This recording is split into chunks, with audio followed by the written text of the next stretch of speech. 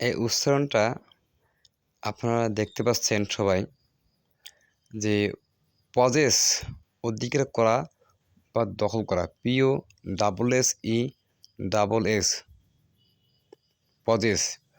এই পজেস বা পসেস এখানে এসটা বর্গীয় জোড়ার কাজ করে আর দন্তস্বর কাজ করে।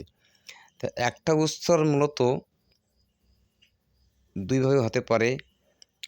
অনেক টিচারেরা এটাকে প্রসেস বলে, কেউ পজেস বলে। তা আমি একটা আপনাদের সামনে আপনারা দেখতে পাচ্ছেন, এটা আমার হাতে লিখিত নয়, এটা অক্সফোর্ড ডিকশনারি থেকে আমি এটা ভিডিও করতেছি। লেখা আছে পজেস মানে অধিকার করা বা দখল করা, এরপরে আছে পজেশন অধিকার বা অধিকার ভোগ। নেক্সট যে উচ্চারণটা যেটা আমরা গ্রামাটিক্যালি উচ্চারণ করা হয় পসেসিভ কেস কেউ বলে, আর কেউ বলে পজেসিভ কেস। তা আমি এই উচ্চারণটা আপনারা দেখতে পাচ্ছেন বাংলা মিনিং সহ দেওয়া আছে। পজেসিভ যার অর্থ আছে অধিকার বোধক বা অধিকার সূচক ইত্যাদি মিনিং হতে পারে। বাট যেটা হচ্ছে উচ্চারণটা যে কেউ বলে পসেসিভ, কেউ বলে পজেসিভ। তাই এই উচ্চারণগুলো অনেকেই বিভ্রান্তে ভুগি। অনেকেই যারা স্টুডেন্ট আছেন দেখা যায় আমরা কোনটা সঠিক উচ্চারণ করব। কেউ কোনো স্যার বলে প্রসেস, কেউ বলে কোনো স্যার পড়া আছে পজেসিভ। আমরা এটা কনফিউজে ভুগি, দ্বিধার সংকোচে ভুগি। কিছু স্যারদের বলতে পারি না, কইতে পারি না। স্যার যে স্যার যেমন করে তা সেই স্যারের সেভাবে চলি। বাট খুব কম শিক্ষকই আছেন, খুব কম টিচারে আছেন যে জিনিসটাকে ভালো গুছাইয়া বলে যে একটা উচ্চারণ দুইভাবে হতে পারে, একটা শব্দের অর্থ অনেকগুলো অর্থের কাজ করতে পারে। তো এই কথাগুলো, এই জিনিসগুলো আমার শিক্ষা জীবনে যে আমার শিক্ষা গুরুরা আছে তাদের কাছ থেকে আমি এই জিনিসগুলো কখনোই আমি পাই নাই। বাট আমি ইন্টার পাস করার পর থেকে আমি ইংলিশের প্রতি খুব আকৃষ্ট হয়ে পড়ি।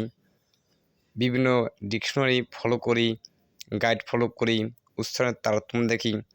তখন থেকে জিনিসটা আমি ভালো করে বুঝলাম যে আসলে একটা শব্দের অর্থ বিভিন্ন অর্থের কাজ করে। তাছাড়া একটা উচ্চারণ দুইভাবে হতেই পারে। তো তো কিছু কিছু উচ্চারণ আছে আমাদের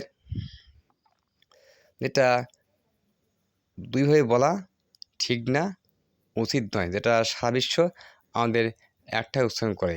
আমি একজন ভাইয়ের কথা বলি, যিনি আমার 1 বছরের সিনিয়র। তিনি গঙ্গাচড়া প্রাইভেট পড়ায়।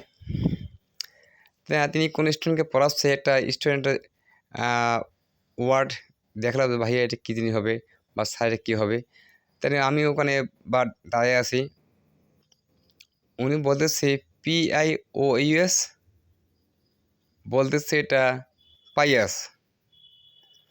তা আমি কিন্তু এটাকে একটু সিম্পল ওয়ার্ড মিনিং একটু জানি।